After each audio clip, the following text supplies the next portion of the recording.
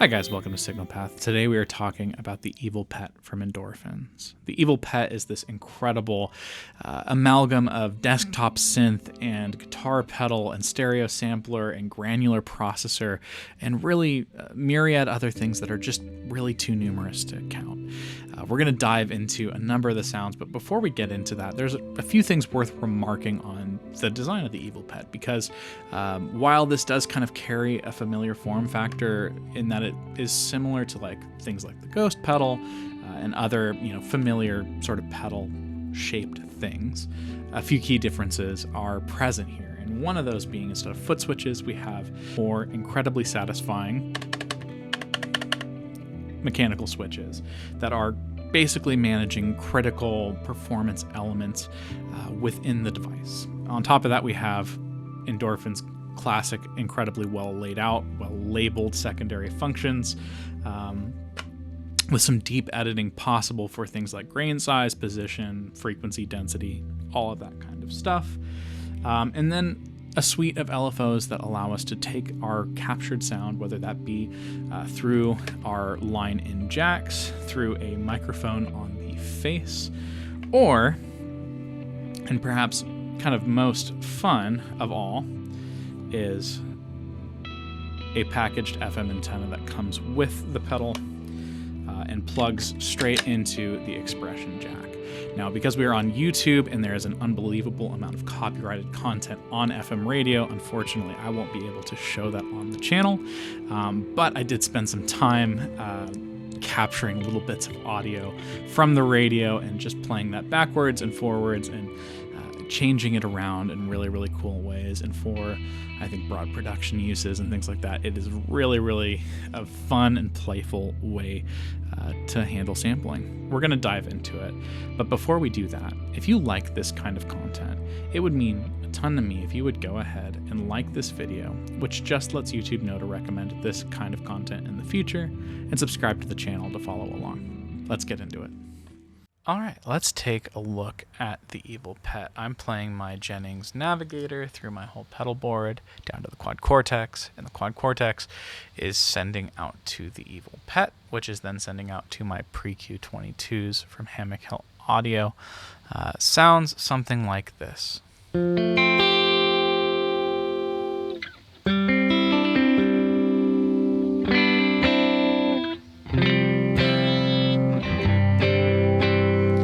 When we bring in the Evil Pet, first thing I'm going to do is clear the buffer, and then we can record some guitar sounds.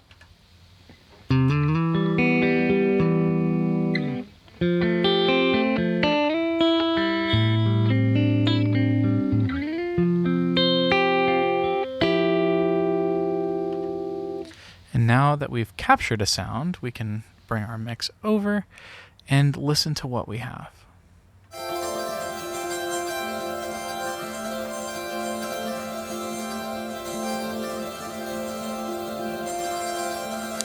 And so just to give kind of a quick overview of the interface, the live kind of view on the kind of user interface allows us to see basically which grains are playing, what direction they're playing relative to how we recorded them, the overall density, as well as, if you think about this vertically as left and right, where they're playing in the stereo field, which is really, really incredible.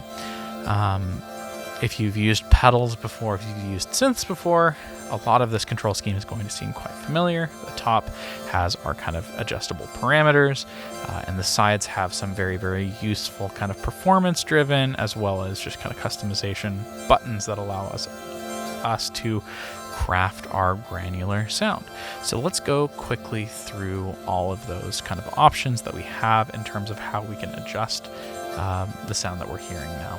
First up, we have position, and basically what position does is it allows us to choose kind of where in the waveform that we've just captured are these grains going to arrive in.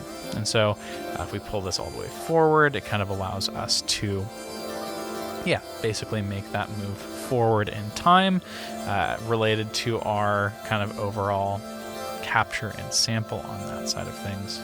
versus putting it further. And if we hit shift, this gives us access to our second layer of controls, and the position knob is now controlling our stereo spread. And so we can make things be, very central and very cohesive in the center, or we can kind of push this up and allow things to sort of occupy different space left to right. Our second control is grain size. And I'm actually going to reduce our number of grains for a moment so that we can kind of demonstrate this a little bit more clearly. But with grain size, we have basically two directions. And as we enter towards kind of the center of our knob sweep, the grains are very, very short, as you can hear. And if we move to the right, they play longer in longer measures. So you get longer kind of grain sort of samples out of this. But if we go back and go to left of center, it starts off very short and gains increasing duration going in reverse. So you kind of have this sort of back and forth, forward, reverse kind of approach of how these grains are being kind of pulled into your sound.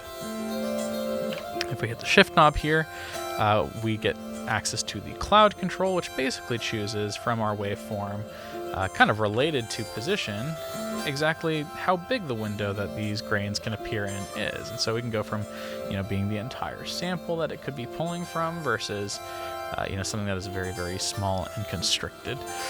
So you can get very focused samples and kind of clusters of sounds, or you can move that into something that is very broad and allows kind of for a big variety of sort of stochastic sound generation, which tends to be kind of how I like to kind of find something in between those two places, because I think it's interesting on that side. Our third control is pitch, and you're hearing kind of a little bit of a shifted pitch, obviously about an octave up. I have this quantized to octaves, but there are a number of quantization kind of approaches available versus, not just octaves, but you can leave quantization off or choose a variety of scales as you would find useful. But this allows us to basically go 2 octaves below, or an octave below if you kind of want something that's contemplative and I think really, really pretty. You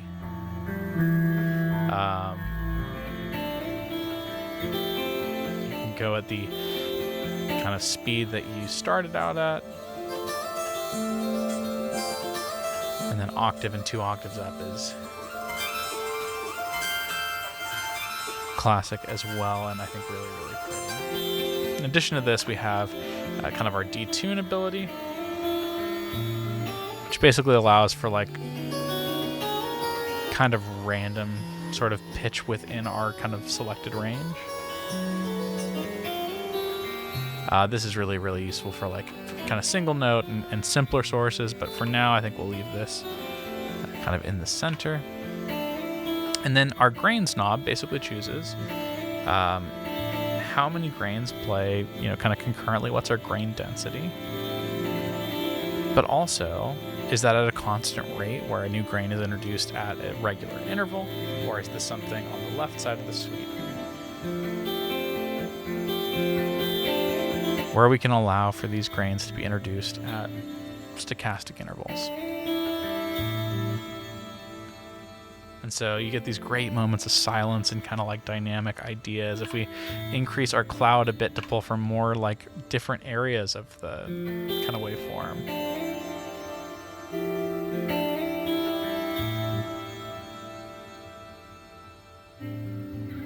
This becomes a great sort of ear candy accompaniment to things that you might be kind of composing. And as you increase toward the random side, you get greater degrees of overlap.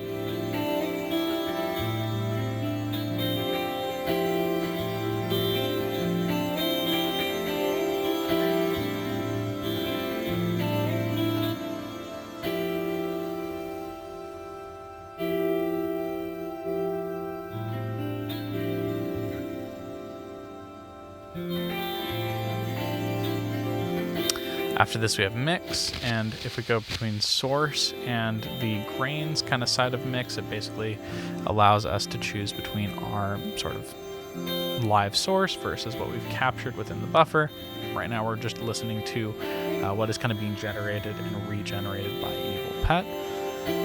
But we could always, you know, kind of do a blend of live guitar and what's been captured before if you want to treat this like a pedal, or you know, there's like a kind of a number of ways to approach this that I think are really, really pretty and interesting. On the lower left kind of section, we have an ADSR, which allows us to control attack, release, sustain, decay for a couple of different applications on that side that we'll get to. But after that, we're kind of back to sonics, and this allows us to control filter. And right now we are in a low pass mode for our filter. But I think that filter is such an essential need for like compelling synthesizer sounds, and so it's great that there's you know, a great sounding filter that has a handful of modes from, you know, comb and bandpass to low pass like we're in now, that just allow us to carve out a little bit of that, the high end if we want, like especially if we wanted to go very bright with like the twinkly stuff.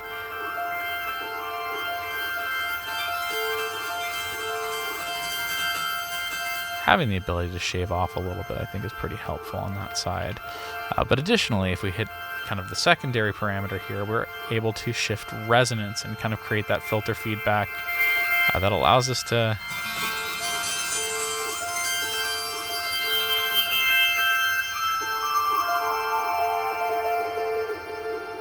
I think that's just magical. If we bring this back to like kind of center pitch. Oops.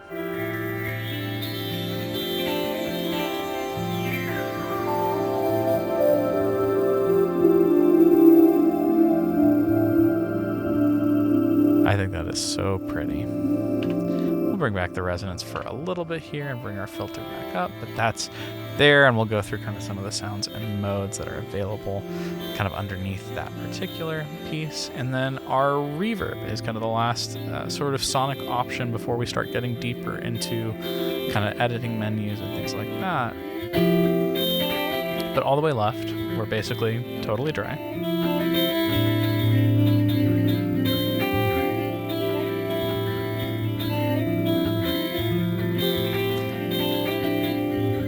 As we roll up,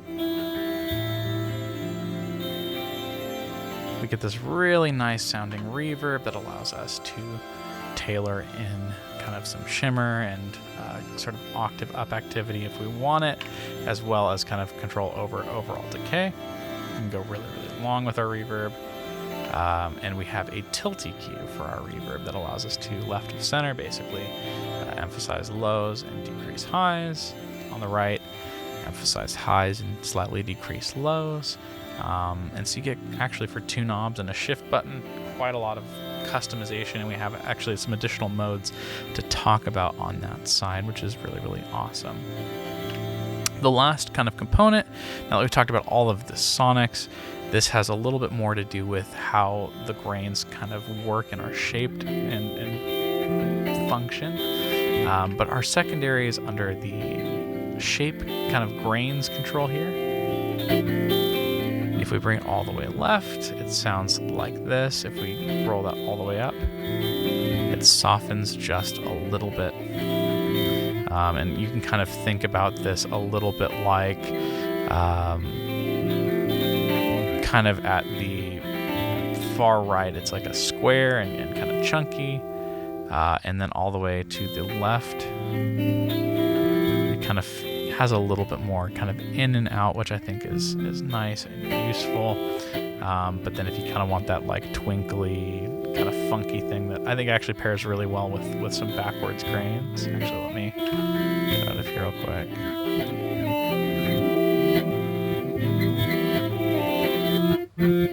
Backwards grains with that kind of chunky sound is really, really nice and really, really cool. And then our diffuse setting, which I think is kind of like this, like, it feels like this, like, almost last consideration in setting up our kind of granular sound. All the way left, it's very direct. It's very, very kind of forward. And towards the right, things are a little bit more out of phase. It feels a little bit wider and softer. So if you're looking to kind of create, and this is no reverb, but if you're looking to create like more soundscapey kind of stuff, this kind of allows you to smear that around and especially for, like, you'll hear this especially with very, very kind of high density sounds, where having this in place just helps manage chaos and creates kind of more texture than just like craziness. It feels like this is way more audible, and not in a bad way. You know, all of these are choices that we get to make with our sounds, but like, I think for kind of, if I want to get something to lay that has a lot of granular overlap, I think this is really, really nice. And if, you know, you have like kind of fewer grains and you want it to be a little bit more direct,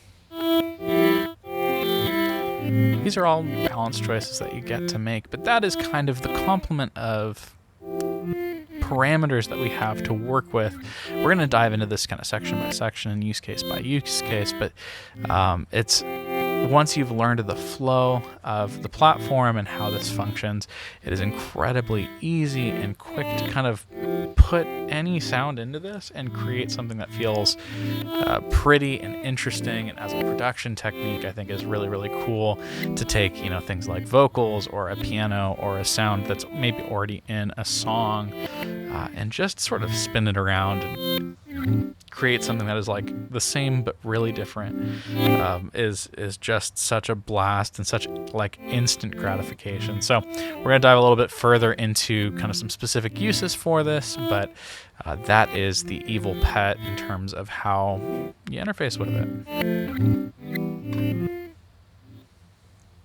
All right, let's take a look at using a pre-recorded sound source. I've taken a couple of tracks from an upcoming video using Rubber Bridge guitar that I wanted to just kind of hear what this would sound like to process. So let's load the micro SD card and scroll down in our main menu to load WAV file. Open that, select the file that we'd like to load.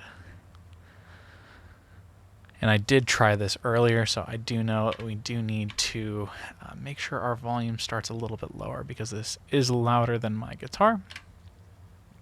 But now if we hit play,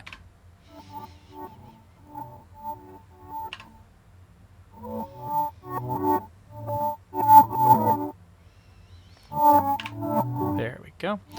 And if we go to a purely forward grain, just to kind of hear the original sound, we can pull this position back, pull the grains forward.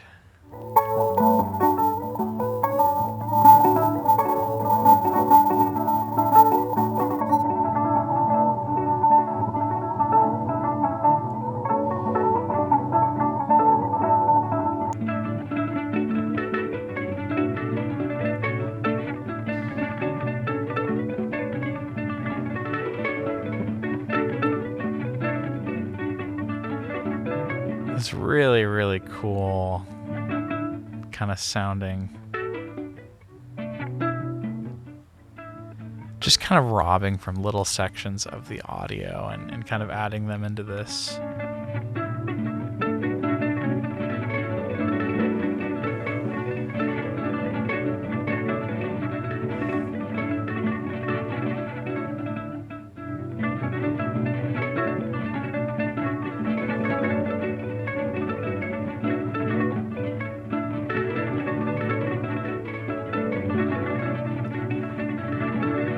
I could listen to this for hours, but if we add a little bit of reverb,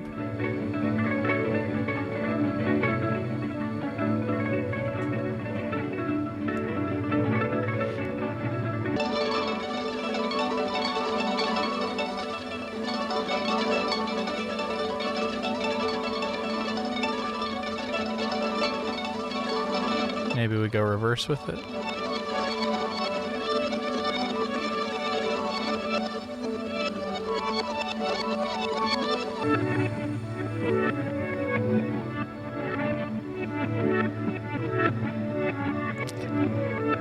It is just, you know, so pretty, and this is so easy because you can basically take anything from an old session, any sound really, and really just transform it into this totally kind of new thing, and I think that is so cool.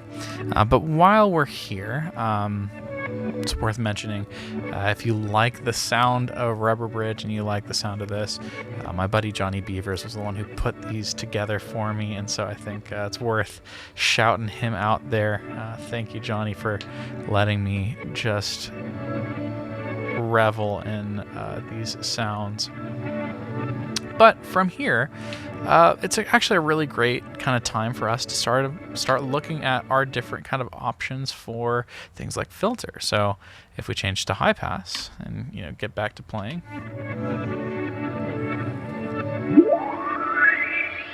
allows us to thin out the low end. Works, exactly how you would expect a high pass filter to work. We also have band pass, which kind of comes with its own, kind of intrigue. So if we get this kind of playing again, and then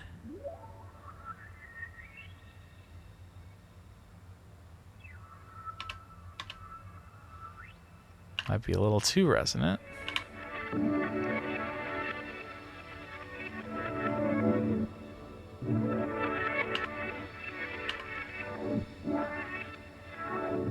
But band pass, you might need something that's a little bit spikier to kind of hear all the way. Comb filter, definitely an interesting one.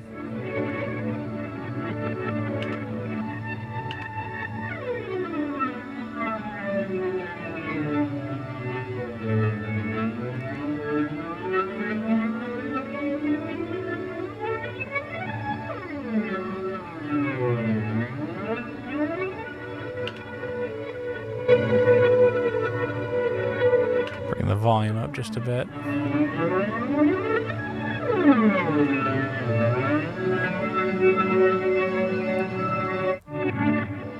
And the multi-mode is kind of interesting because going low, it's a low pass. Let's bring the volume back here again. If we go low, it's a low pass. If we go high, it's a high pass. Cool for if you need like kind of wobbly or kind of live performance effects, and back to low pass, which I think is where we should live. After that, we have different forms of reverb. And so for this one, I'll bring the volume back up just a hair again, just to kind of even us out here. Perfect. In terms of types of reverb, we're on kind of long plate at the moment, but they have a reverse reverb, which kind of adds to our sort of symphonic, kind of stringy kind of sound on that side, which I think is interesting and cool. This is like basically just really, really nice for creating ambient textures.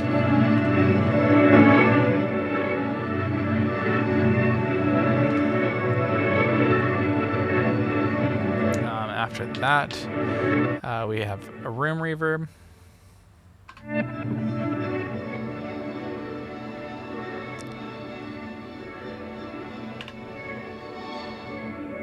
I think the shimmer's real apparent in this one, but if you bring that all the way out,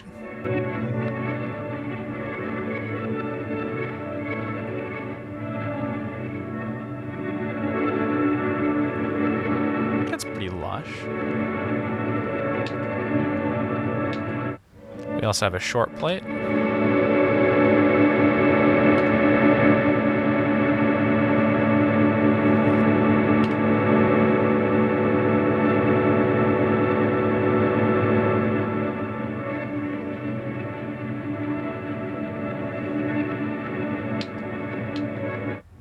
And then back to long plate, which is kind of where we started out.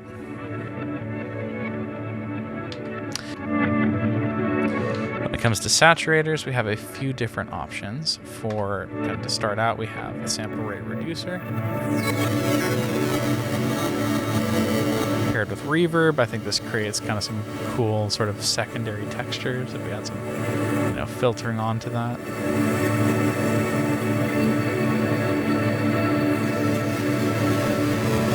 Can be really, really interesting and neat. In addition to that, we have the bit crusher. So if we kind of pull this up, creates a different kind of noise. You know, I think pretty similar. Still kind of nice and interesting, very textural. But you know, its own distinct flavor certainly. We have a flanger.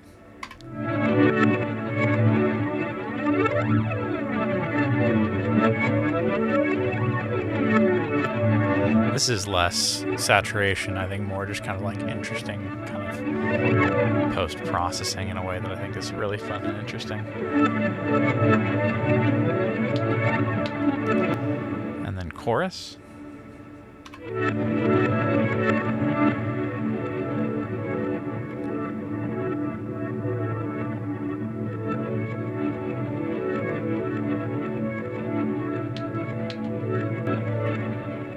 We have distortion as well.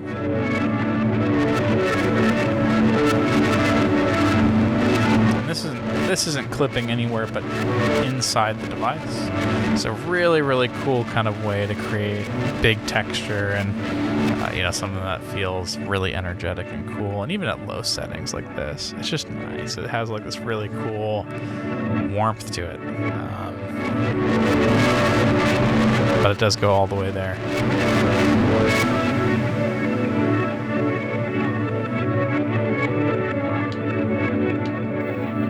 And then we're back to sample rate reduction. You know, and under all of these, there's tons of fine tuning. So you've got like, you know, parameters for chorus, for flanger, and then kind of the last kind of thing to look at is using this as a synthesizer. And so far when we talk about how we are looking at this device, this has been purely kind of as a pedal and granular processor, but this actually does function under MIDI. That's why it's sitting on my keyboard at the moment, is because we can go out here and we can start kind of with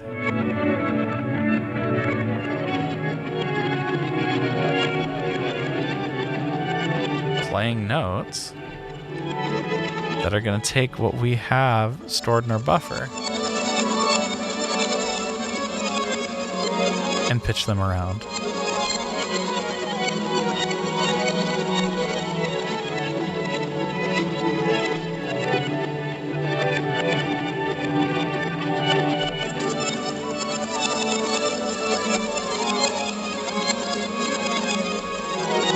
I think this is where the magic of the Evil Pet really lives, is that you can basically turn any sound source into this really kind of beautiful synthesizer.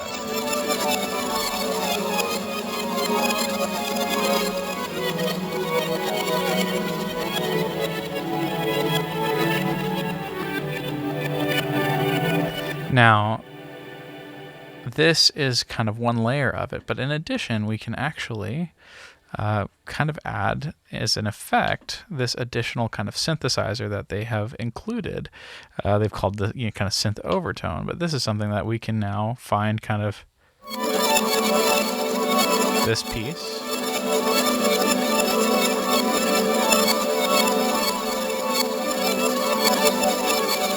And we can change our kind of pitch around so that we can kind of find what we need to in terms of yeah, octave and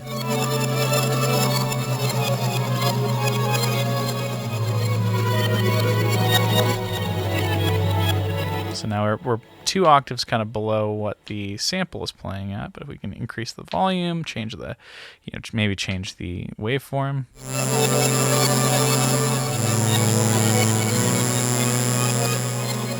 And this works with chords as well. Now we probably need to kind of change up our tone and how this is sounding. Maybe give it a little bit of low pass here.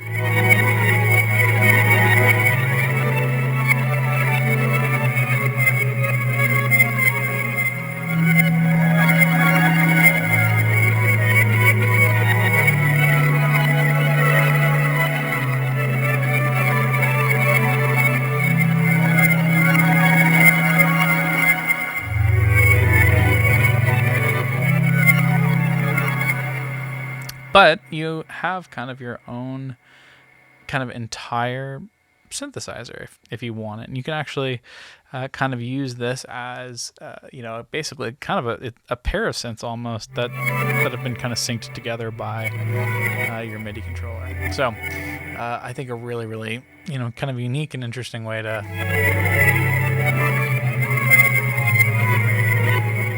put those things together. So let's talk about making a synth out of this, because we do have the ability to trigger off of our MIDI input. So how do we do this? Well, I think the first step, often is to take our cloud and basically pull this to be a very, very small window. So that way, kind of our sort of overall range is limited to a small number of notes, and we also kind of want our grain size to be pretty small as well. So once we kind of find the timing window that we like, we can kind of scan around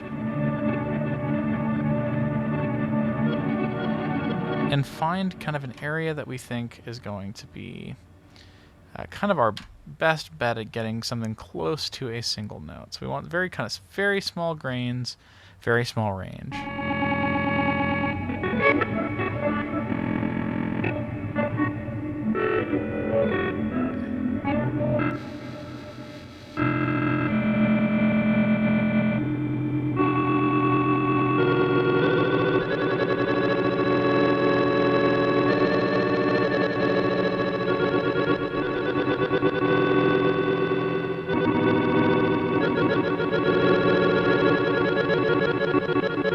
So now if we reduce this to basically one grain,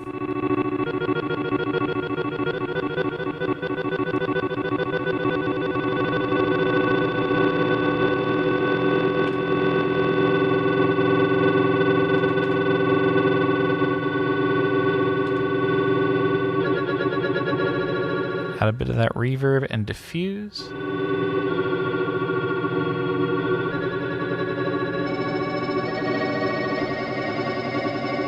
You start to get this kind of cool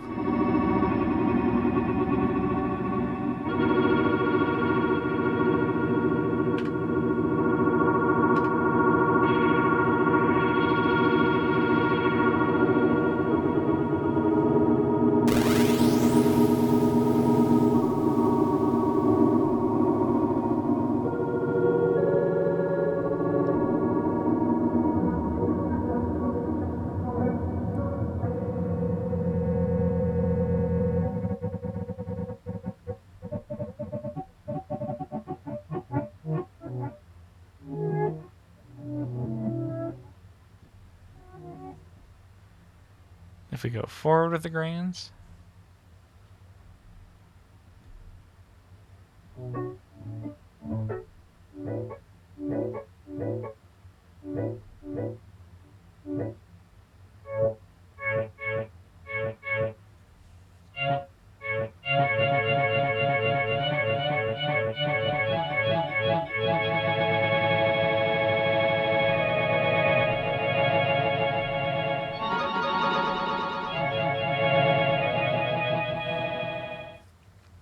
So that's kind of, there's some really cool ways to kind of approach finding like a sound within your sound.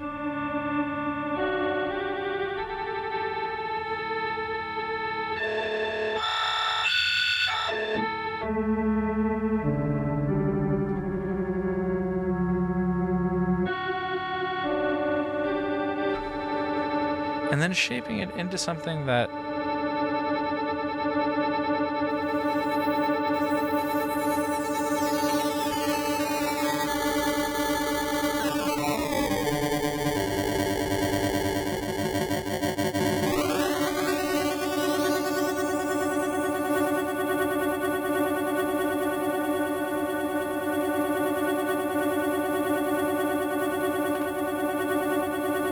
kind of texturally fits your needs.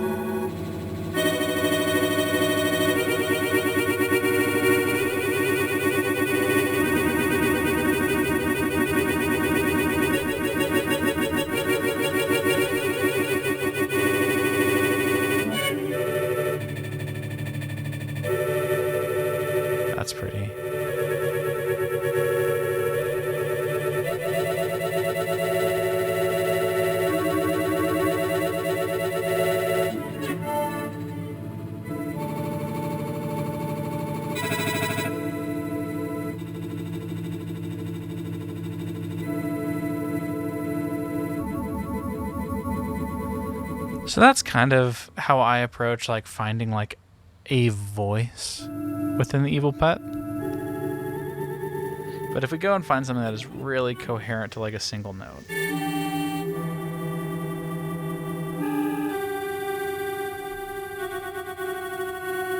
Like that sounds great. To go down to menu, effects, and add in our Synth Overtone.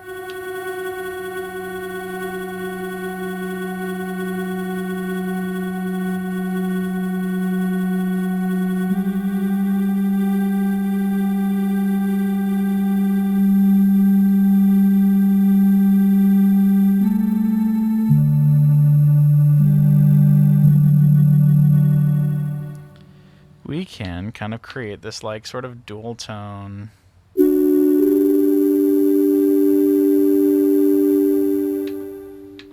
kind of sound. It just helps bulk up that kind of initial sort of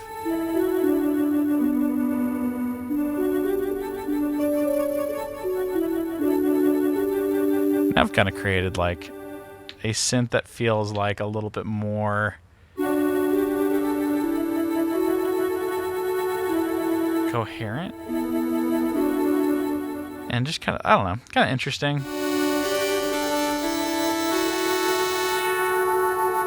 Bring that filter down.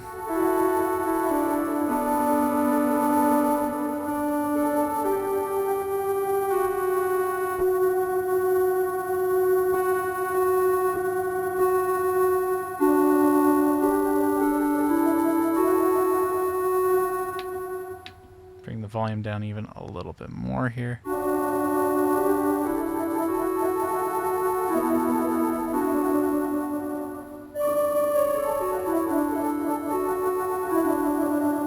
It just feels like almost like Mellotron-like to me.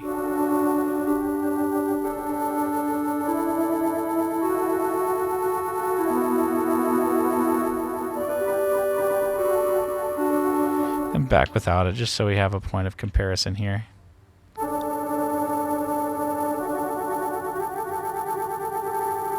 And then back in.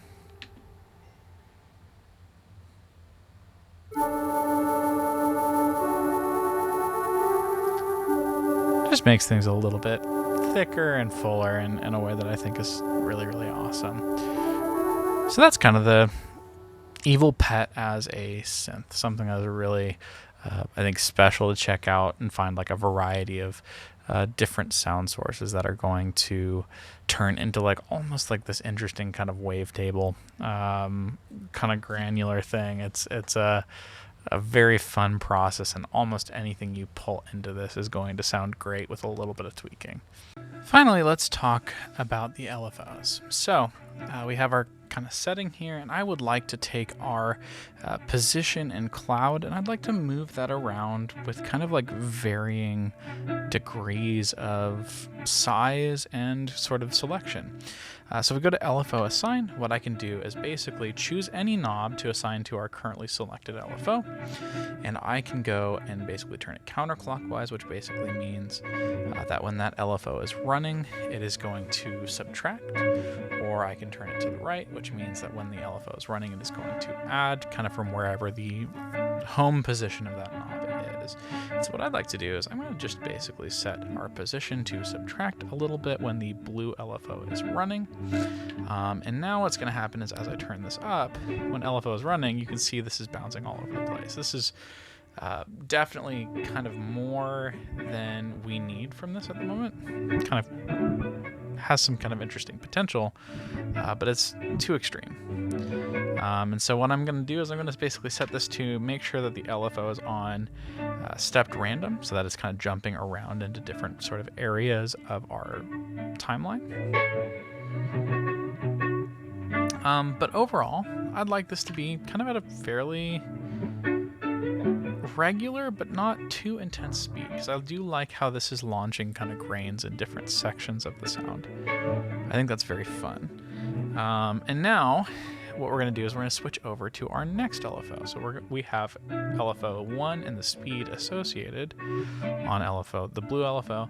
And now for LFO 2, I'm going to hit Shift, and I'm going to add a little bit to our cloud. So I don't want it to be, you know, crazy different. I just want a little bit of a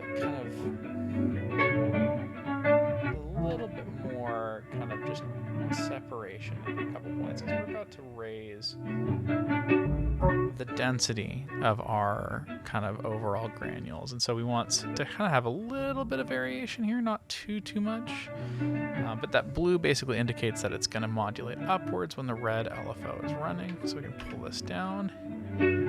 Now if we do this again, this is going to just go crazy. It's not quite what we want.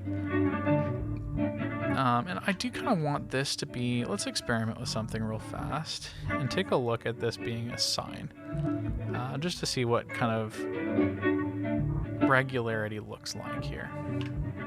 And now if we kind of increase our kind of overall grains,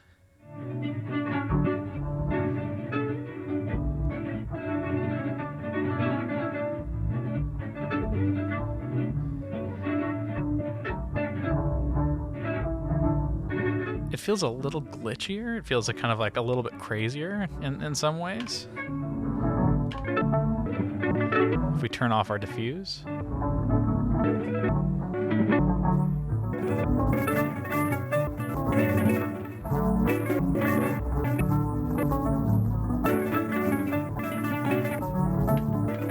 now we could reduce the speed that this is changing quite a bit. We could ask for this LFO 1 to be a little bit slower with the changes, but more extreme. So if we go here and turn this all the way down on the LFO assign, now the changes are going to come through less often.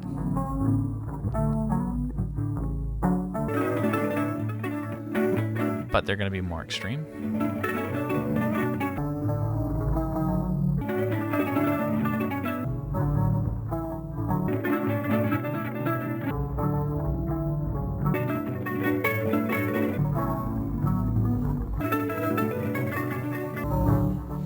So you can do this with chords, or if you like recorded several different chords in a soundbite, you could kind of shuffle between them to get like sort of progressions. You could use this to kind of create some really cool,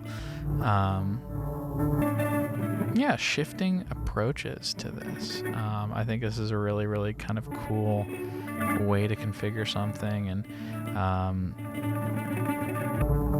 definitely a way to keep things feeling fresh without going crazy. But all of these knobs now, if I go to LFO assign, and actually I say, you know what, when the position jumps around, I also want the filter to jump around. We could do the same kind of thing. So if we go LFO assign with the filter there, and then open this wide up, and maybe add a little bit of resonance as well.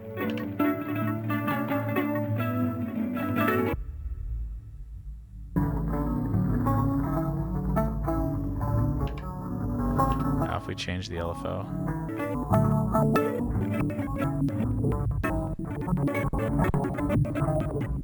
you can see that it's changing the filter cutoff along with the kind of position, and kind of creating this like very chaotic sort of set of kind of different sounds here.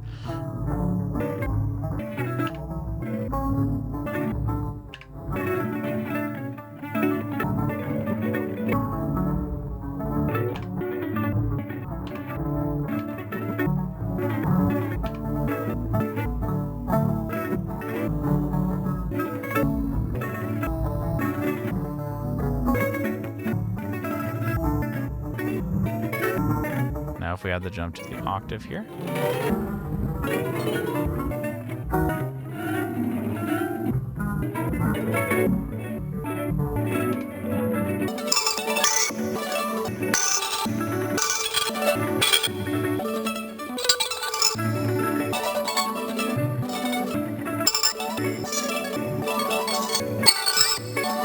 Now, something that we might want to consider here is, because that is this is all working, but that is a little bit chaotic. We do have a third LFO to work with.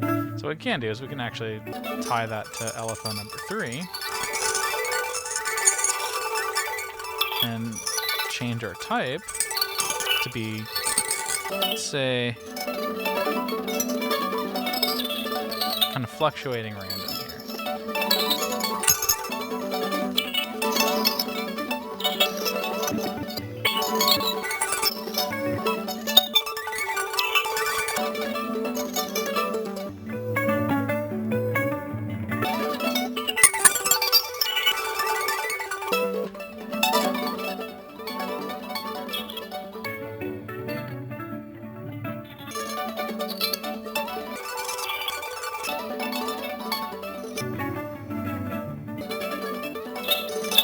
You can turn this into something that has some really, really incredible, just chaotic potential and energy.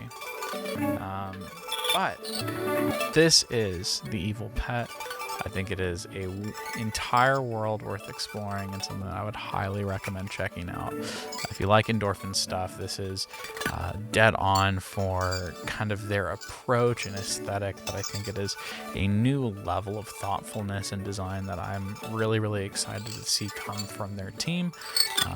One of my favorite, kind of just most joyful, I think, recording experiences in a while, and so I'm excited to share this.